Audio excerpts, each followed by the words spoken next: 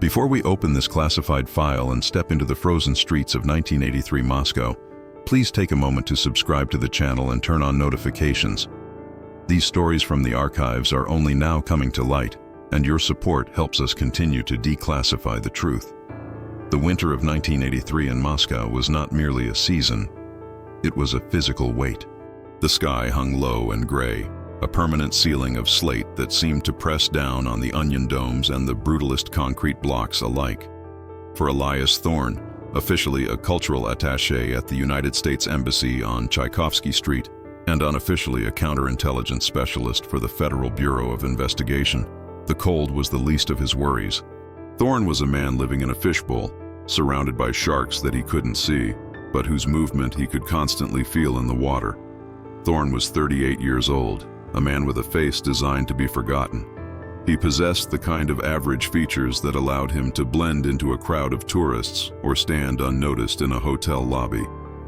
In Moscow, however, blending in was a relative term. As an American diplomat, he was marked. His license plates were color-coded, his apartment was bugged, and his movements were tracked by the 7th Directorate of the KGB, the Ghosts, who specialized in surveillance. On Tuesday, November 8th, Thorne's routine was meant to be unremarkable. At 12:15 p.m., he exited the embassy compound. He walked 3 blocks south, his breath pluming in the frigid air, the collar of his wool coat turned up against the biting wind coming off the Moscow River. He was heading to a small bakery and deli on a side street off the Arbat. It was a place that sold heavy rye bread, pickled vegetables, and sandwiches wrapped in wax paper. Thorne had been going there for 3 months. It was part of his cover legend, the boring, predictable American who liked the local cuisine. The shop was warm, smelling of yeast and damp wool. The woman behind the counter, a grandmotherly figure named Galina, knew his order.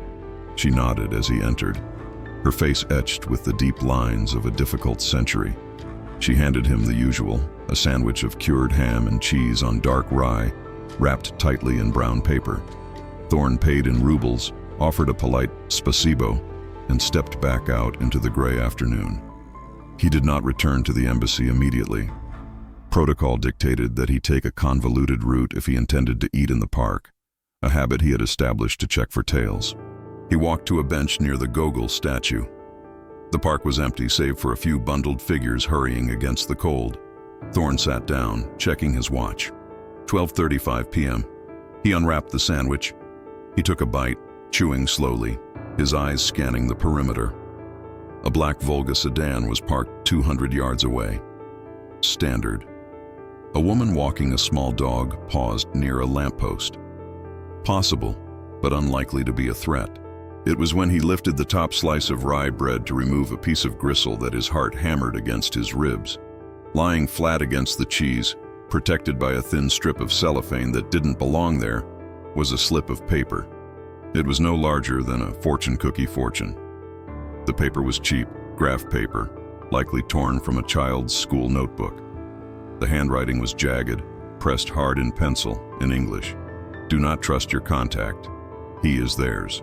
Tonight is a trap. Thorne froze. The instinct to look around was overwhelming, but his training clamped down on his muscles. He didn't turn his head. He didn't gasp. He simply picked up the piece of gristle he had pretended to find, flicked it away, and calmly placed the slice of bread back onto the sandwich. He took another bite. The bread tasted like sawdust in his mouth. His contact was a man codenamed Onyx, a high-ranking logistics officer in the Soviet Ministry of Trade. Thorne had spent 6 months cultivating Onyx. The man had provided verifiable intelligence on the movement of dual-use technology being smuggled into the USSR. Tonight, at 8 p.m., they were scheduled to meet for the big handover, a dossier that allegedly contained the names of Americans selling computer chips to the Soviets. Thorne chewed, swallowed, and folded the wrapper back over the sandwich. He slipped the rest of the lunch into his pocket, keeping the note hidden inside the bread. He stood up slowly, stretching like a man bored with his lunch hour, and began the walk back to the embassy. But the city had changed. The gray buildings now looked like fortress walls. The note burned in his pocket. He is theirs. If the note was true, Onyx wasn't just a double agent. He was a provocation. And Thorne was walking straight into a setup that could end his career. or worse, leave him rotting in a cell in Lefortovo. To understand the weight of that scrap of paper, one must understand the relationship between Elias Thorne and Onyx. In the intelligence world, trust is a currency that is printed on water. It evaporates quickly. But Thorne believed he had built something solid with Onyx. Onyx's real name was Viktor Volkov. He was 45, a man who wore expensive Italian suits that were technically unavailable to the average Soviet citizen, but accessible to those with the right connections in the nomenclature. Thorne had met him at a diplomatic reception in June. It was a classic bump. Accidental contact initiated near the buffet table. Volkov had expressed a cynical admiration for American jazz records. Thorne had promised to lend him a few. Over the next few months, the dance began. It was a slow waltz of signals and countersignals.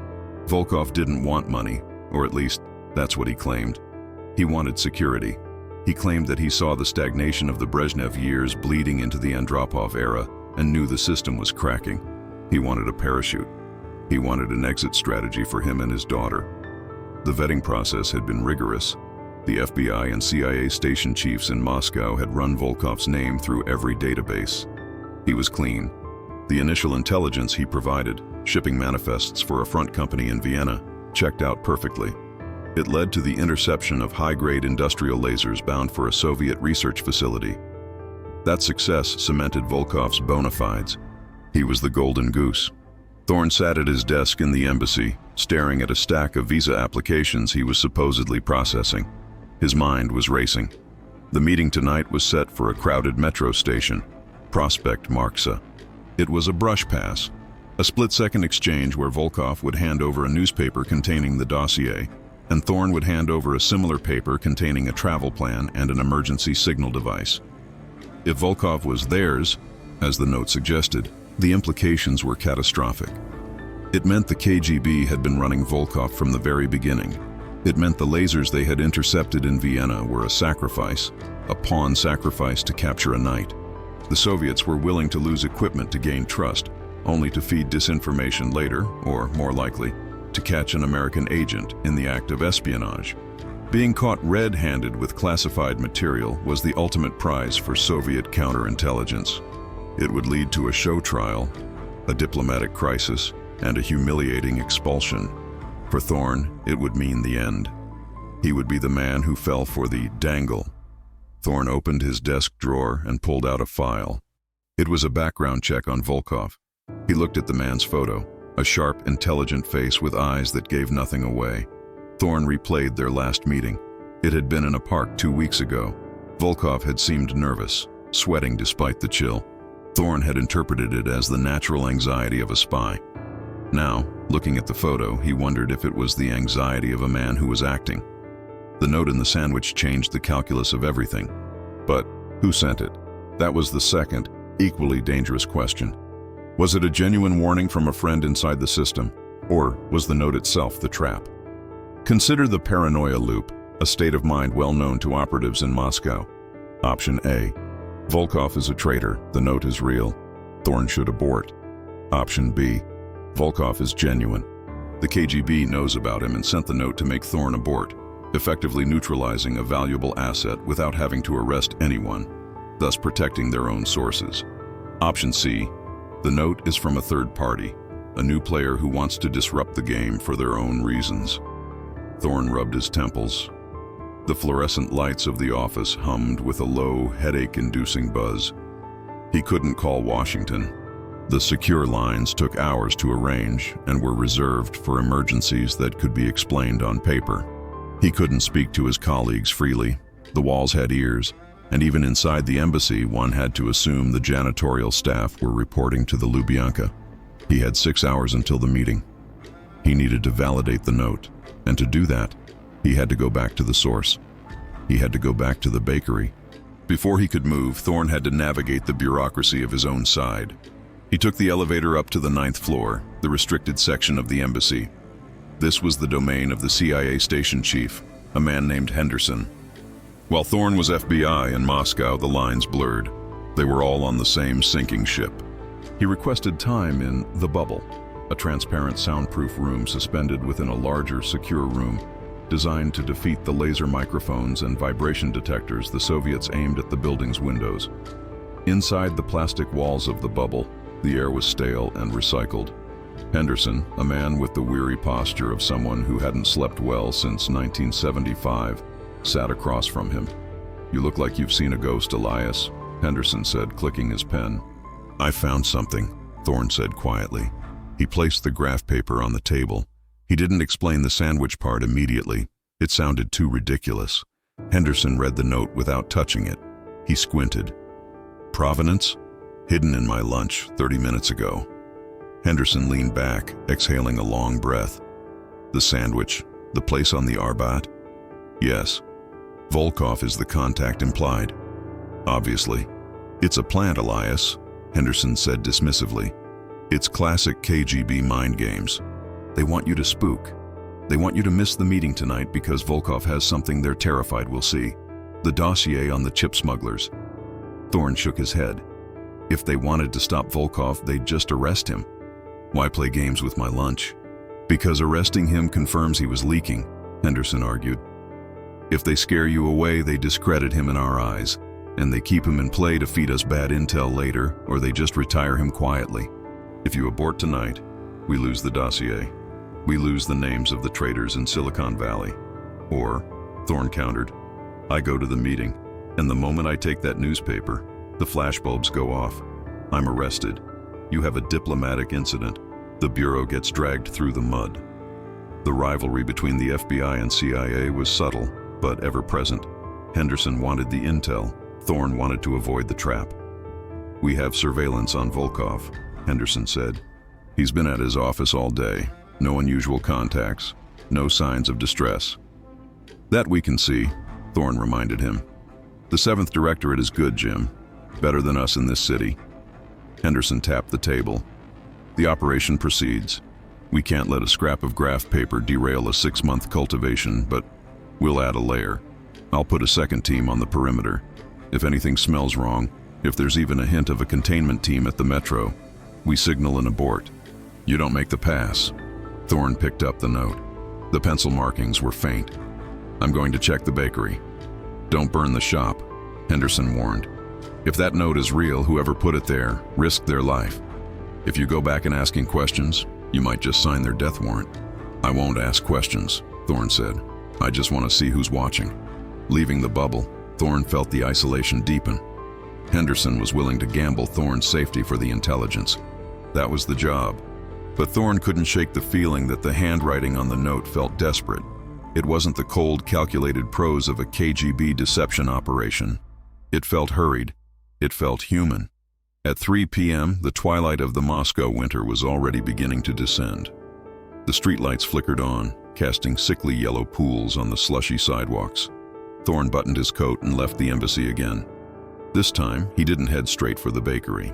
He took a detour through a bookstore on Kalininsky Prospect, browsing titles on socialist realism, checking the reflection in the shop window. He saw them, 2 men, one in a blue coat, one in a tan raincoat. They were good, trading off the eyeball position, staying on opposite sides of the street. They were the standard detail. If they were preparing for an arrest bust tonight, the team would usually be larger, or they would be tighter, more aggressive. The fact that they were loose suggested they didn't know about the note, or they were acting perfectly. Thorne circled back to the Arbat. He entered the bakery. The bell above the door chimed. The afternoon rush was over. The shop was empty except for Galina, who was wiping down the counter. She looked up, surprised to see him twice in one day. "Something was wrong with the bread?" she asked in Russian, her brow furrowing. Thorne smiled, a disarming, apologetic American smile. "No, Galina. It was delicious. I realized I forgot to buy something for my dinner." He moved to the display case, pointing at a jar of pickled tomatoes. While she turned to reach for the jar, Thorne scanned the room. The food preparation area was visible behind the counter. A wooden table, a slicing machine, stacks of paper. It was an open space. If someone had slipped the note in, it had to be someone with access to that table. "Do you work alone today?" Thorne asked casually. Galina placed the jar on the counter. "My grandson helps in the mornings. He leaves at noon for university." "Why?" "Just curious.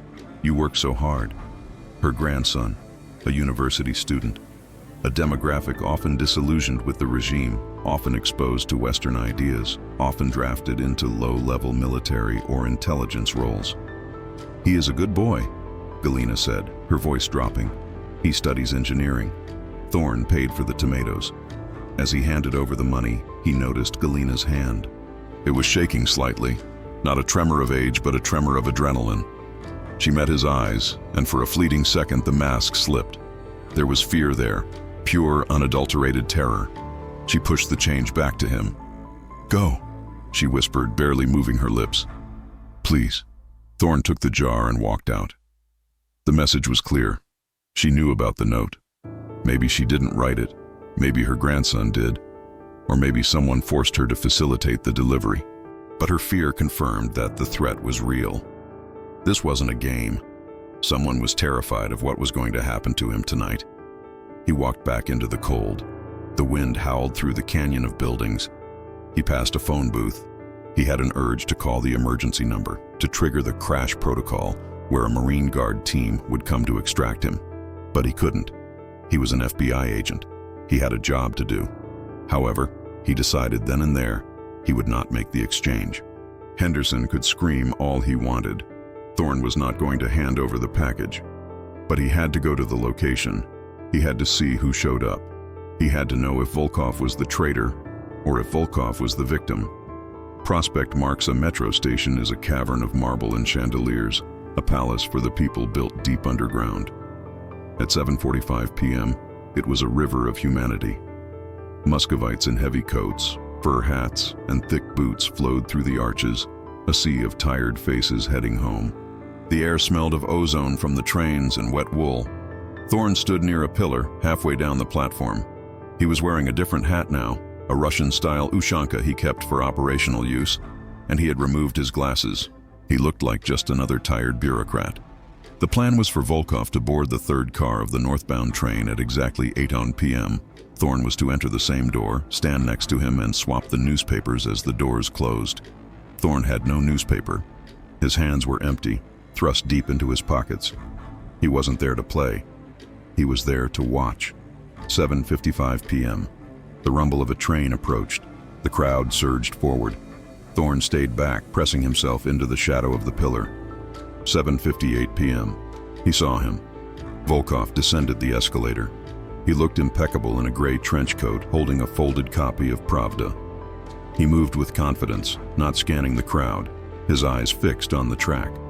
Thorne watched Volkov's hands. They were steady, too steady. A man betraying his country for the final time, about to receive an escape plan, should have been radiating nervous energy. Volkov looked like a man going to the opera. Then, Thorne saw the others. They didn't look like KGB agents from the movies. They looked like students, a young couple embracing near the edge of the platform, a man reading a book on a bench, a maintenance worker sweeping cigarette butts. But Thorne noticed the shoes.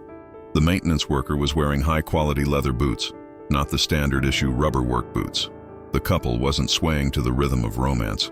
Their eyes were locked on the arrival point of the third car. It was a box. They had the kill zone surrounded.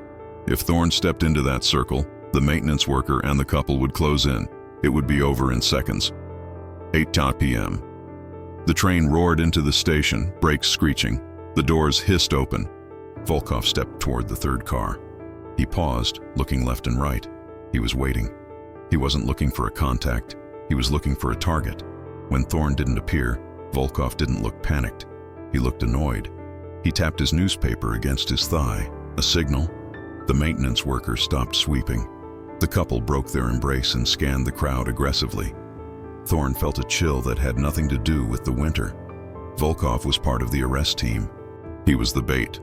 The entire relationship, the months of intel, the trust, it had all been a long con to get an American intelligence officer to commit a crime in public view. Thorne backed away slowly, using a group of large factory workers as a screen. He moved toward the exit, his heart pounding a frantic rhythm. He had to get out.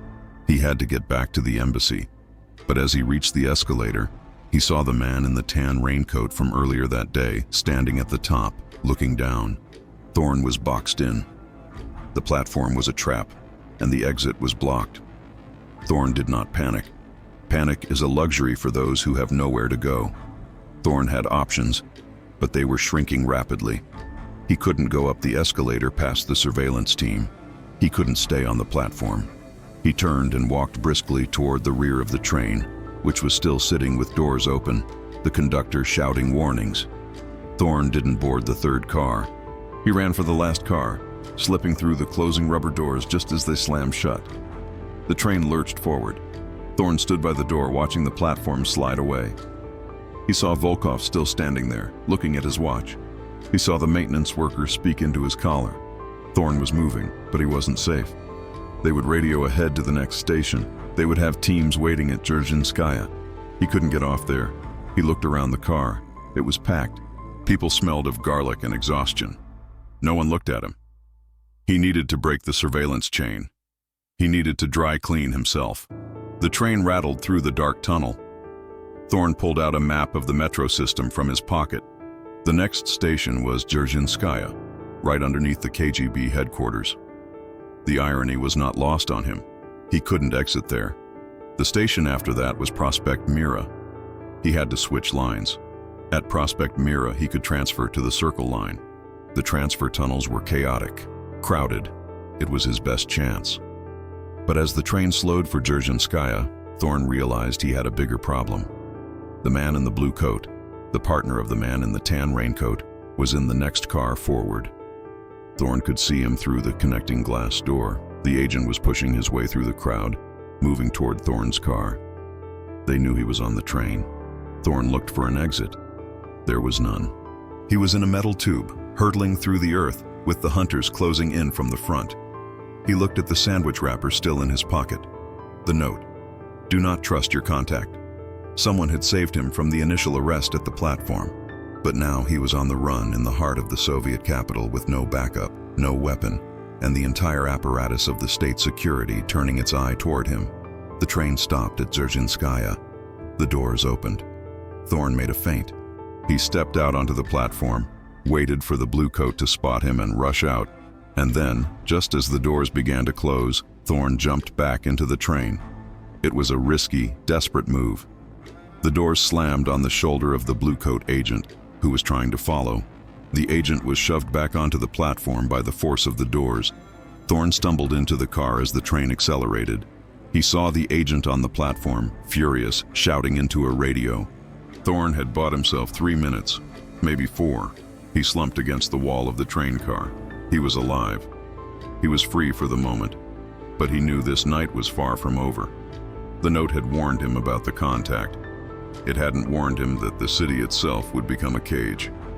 Thorn exited at Prospect Mira, not to transfer, but to surface. He needed air, and he needed darkness. The underground was too controlled, too finite. He sprinted up the escalators, ignoring the glares of the babushkas monitoring the steps. He burst out onto the street. The air hit him like a physical blow, -20 degrees. He walked fast, weaving through the side streets, checking reflections in shop windows. He seemed to have lost the immediate tail, but in Moscow, you were never truly alone. He found a public payphone near the Olympic Stadium. He didn't call the embassy. That line would be monitored, and his voice would trigger immediate triangulation.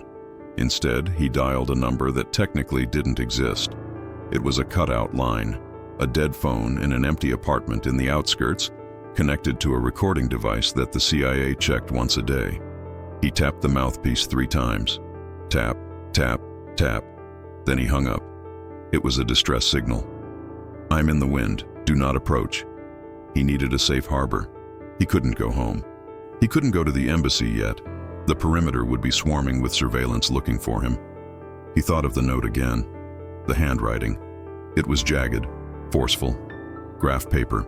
Galina's grandson, the engineering student. It was insanity, but it was the only thread he had. Why would a student warn an FBI agent? Unless the student wasn't working for the KGB. Unless the student was part of something else. Thorn navigated toward a designated safe site. Not a house, but a cache. A loose brick in a retaining wall behind a cinema on Peace Avenue. He checked for surveillance for 10 minutes, shivering in the shadows. Finally, he approached the wall. He pried the brick loose. Behind it was a small metal canister. He opened it. Inside was a wad of rubles, a fake Soviet internal passport, and a Tokarev pistol. He took the money and the passport. He left the gun. If he was caught with a gun, he was a spy, assassin. If he was caught with just papers, he was a diplomat who got lost. The distinction mattered for his survival. As he turned to leave the alley, a figure stepped out from behind a dumpster. Thorn froze, his hands raising instinctively. "Don't move," the figure hissed in Russian. It wasn't a KGB officer. It was a young man, skinny, wearing a cheap synthetic jacket that was far too thin for the weather. He was shivering violently. "You are the American," the boy said. "Who are you?" Thorn asked, keeping his voice level. "I am Sasha. Galina is my grandmother." The boy stepped into the faint light. He looked terrified. He was clutching a school bag. "You found the note," Sasha said. "I did. You saved my life, Sasha. Why?" Sasha looked around nervously. "Because Volkov is not just a traitor. He is a butcher. He betrayed my father 5 years ago. My father died in the Gulag because of Volkov. When I saw him meeting with the KGB handler in the back of the bakery, I knew. Volkov meets handlers at your bakery? He likes the bread," Sasha spat. "He thinks he is untouchable. He talks freely. He didn't know I understand English. He didn't know I listen." Thorn realized the magnitude of this. It wasn't a high-level mole. It was the arrogance of the powerful, ignored by the people they considered invisible. "Sasha, you are in danger. They know I went back to the bakery." "I know," the boy said. "Grandmother told me to run. I cannot go home." Thorn looked at the boy. He couldn't leave him. The FBI didn't leave civilians to die, especially ones who had intervened. "Okay," Thorn said. "You're coming with me." Thorn and Sasha moved through the city like ghosts. Thorn used every trick he knew, doubling back, changing transport, walking through the lobbies of hotels and exiting through the kitchens. They ended up in a grim district of tower blocks in the north, Khimki. The safe house was a one-room apartment officially registered to a deceased railway worker. The agency kept the rent paid. Thorn unlocked the door. The air inside was freezing. The heating was off. "Don't turn on the lights," Thorn ordered. They sat on the floor in the dark. Thorn handed Sasha the rest of the sandwich he still had in his pocket. The boy ate it ravenously. "Tell me everything you heard Volkov say," Thorn said quietly. Sasha swallowed. He met with a man, a big man, scar on his chin. Colonel Karpov, Thorn identified. The head of the second chief directorate's American department, a legendarily brutal man. Volkov told Karpov that the American, you, was ready to bite. He said, "The dossier is prepared. It contains the names of loyal Soviet citizens disguised as traitors. When the Americans act on it, they will be arresting their own friends." Thorn closed his eyes. It was worse than he thought. It wasn't just about catching Thorn. The dossier was a poison pill. If Thorn had transmitted that list to Washington, the FBI would have investigated and potentially arrested innocent Russians who were actually helping the US, or perhaps Americans who were innocent. It was a counterintelligence masterstroke. Paralyze the enemy with false paranoia. Did he say anything else? "Yes," Sasha said. He said, "After tonight I am finished. I want my dacha in Sochi." And Karpov laughed. He said, "You will get your dacha, Victor. 6 feet of earth in Sochi is very expensive." Thorn looked at the boy. "They're going to kill him anyway." "Yes," Sasha said. "Once he serves his purpose, once he catches you." Thorn realized Volkov was a dead man walking. But that didn't help Thorn now. He was trapped in Moscow with a defector teenager, no communications, and a burned operation. "We have to get you to the embassy," Thorn said. "They will be watching the gates," Sasha said. "They will never let a Soviet citizen walk in." "They won't," Thorn agreed, "but they might let a delivery driver in." The night passed in agonizing slowness. Thorn didn't sleep. He sat by the window, watching the street below through a crack in the curtains. Every pair of headlights felt like an assault. Sasha slept curled up on the rug, exhausted by fear. By dawn, Thorn had a plan. It was reckless, but caution had expired yesterday at noon. The embassy received daily deliveries of milk and perishables from a local depot. The truck was searched, of course, but the drivers were regulars. Thorn knew the schedule. The truck passed by a specific intersection on Leningradsky Prospect at 6:15 a.m. "Sasha, wake up." The boy sat up, rubbing his eyes. "Can you drive a truck?" "I am an engineering student. I can drive anything." "Good." They left the apartment, emerging into the blue-black dawn. The cold was absolute. The city was just waking up, the air filled with the exhaust of cold engines starting. They made their way to the intersection. The milk truck approached, a battered gas vehicle rattling over the potholes. It stopped at the red light. Thorn didn't hesitate. He walked up to the driver's side door, pulled out his embassy badge, and the Tokarev pistol he had decided to retrieve from his pocket. He opened the door. The driver, a heavy-set man with a cigarette hanging from his lip, stared at him. "Out," Thorn said in Russian. "Official business." The driver looked at the gun, then at Thorn's face. He didn't argue. He jumped out and ran. In the Soviet Union, when a man in a suit with a gun tells you to move, you move. You don't ask if he's KGB or FBI, you just survive. Thorn shoved Sasha into the driver's seat. "Drive to the embassy, Tchaikovsky Street." Thorn climbed into the back, hiding among the crates of glass milk bottles. The truck lurched forward. Sasha ground the gears but got it moving. "Stay calm," Thorn shouted through the partition. "Drive the speed limit." The drive took 20 minutes. 20 minutes of terror. Every police checkpoint they passed felt like a guillotine blade. But the milk truck was part of the city's furniture. It was invisible. They approached the embassy gate. The Soviet militia guards, Militia, stood outside the U.S. Marine checkpoint. Sasha slowed down. "What do I do?" "Stop at the barrier. When the guard comes to the window, I will handle it." The truck hissed to a halt. A Soviet guard, bored and freezing, approached the window. He expected to see the regular driver, Boris. Instead, he saw a terrified teenager. The guard frowned, his hand moving to his baton. "Where is Boris?" Suddenly, the back door of the truck flew open. Thorn jumped out, right in the sterile zone between the Soviet guards and the U.S. Marine post. "Open the gate!" Thorn screamed in English at the Marines behind the bulletproof glass. "Get the gate open!" The Soviet guards reacted. Whistles blew. A guard reached for his holster. Thorn grabbed Sasha, dragging him out of the cab. They were 10 yards from U.S. soil. "Run!" The Marines saw Thorn. They recognized the attaché. The heavy steel gate began to slide open. The Soviet guard lunged, grabbing Sasha's jacket. Thorn turned, leveled the Tokarev, not to shoot, but to threaten. The guard hesitated. Thorn yanked Sasha free. They sprinted the last 5 yards. They crossed the yellow line. The Marine gate slammed shut behind them. Thorn collapsed on the icy pavement, his lungs burning. Sasha lay beside him, sobbing with relief. They were inside. The next 3 hours were a blur of activity. Thorn and Sasha were rushed to the secure medical unit.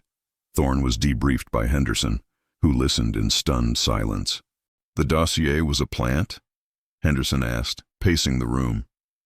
"Poison pill," Thorn confirmed. "Designed to make us eat our own tail, and Volkov is burned." Henderson swore. "And the kid?" "He's the source. He saved the operation. He saved me. We have to get him out." "Out?" Henderson laughed bitterly. "Elias, he's a Soviet national. We can't just put him on a plane. The Soviets will demand him back. They'll say we kidnapped him." "He's an asylum seeker," Thorn said firmly. "He has knowledge of a high-level KGB deception operation involving Colonel Karpov. That makes him an asset." The political machinery began to turn. The U.S. ambassador was woken up. Cables flew back and forth to Washington. Meanwhile, outside the embassy gates, the situation was deteriorating. The KGB had realized what happened. Black sedans surrounded the block.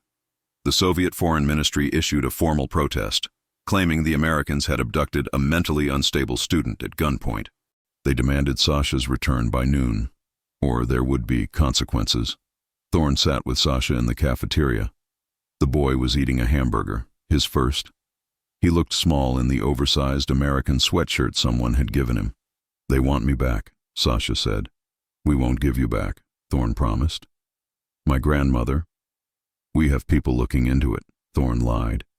He knew Galina was likely already in custody. There was nothing he could do for her. It was the brutal math of the Cold War. Washington made the call at 10 a.m. Sasha was to be exfiltrated. The presence of a kidnapping accusation was too volatile. They needed him gone, vanished, so they could claim he was never there. How? Thorne asked the station chief. They have the place surrounded. Not everywhere, Henderson said. Old tunnels, from the Stalin era. We found a tap into the drainage system that leads to the river embankment. That's suicide, Thorne said. It's the only way. A SEAL team is waiting in a rigid raider boat on the river disguised as a garbage scow. They leave in 1 hour.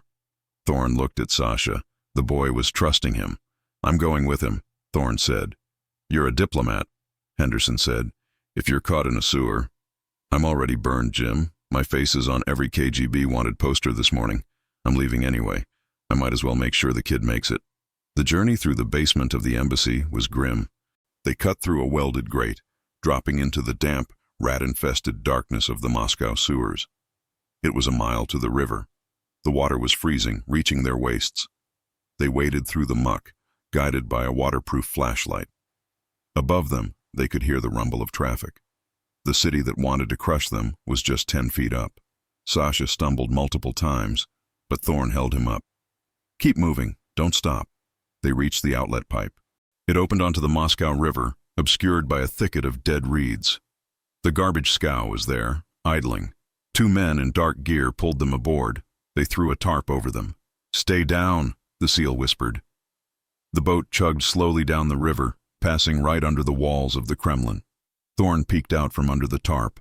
He saw the red stars atop the towers glowing against the gray sky. He felt a strange sense of loss. He hated this city, but he respected it. It was a worthy adversary.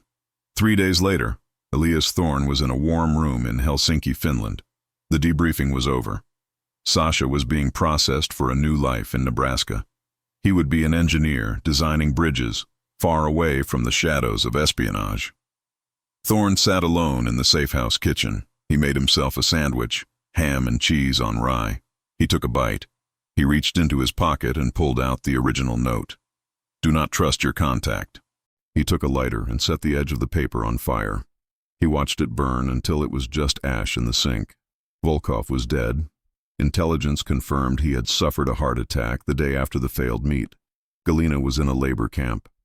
The agency was trying to quietly buy her freedom through intermediaries, but the odds were low. Thorne had survived. He had won the round. But in the Cold War there were no victories, only survival. He washed the ash down the drain. Spasibo, Sasha, he whispered to the empty room. He finished his sandwich, packed his bag, and headed for the airport. There was a flight to D.C. leaving in an hour. He was going home. But part of him, the part that had learned to check the bread before eating, would never leave Moscow.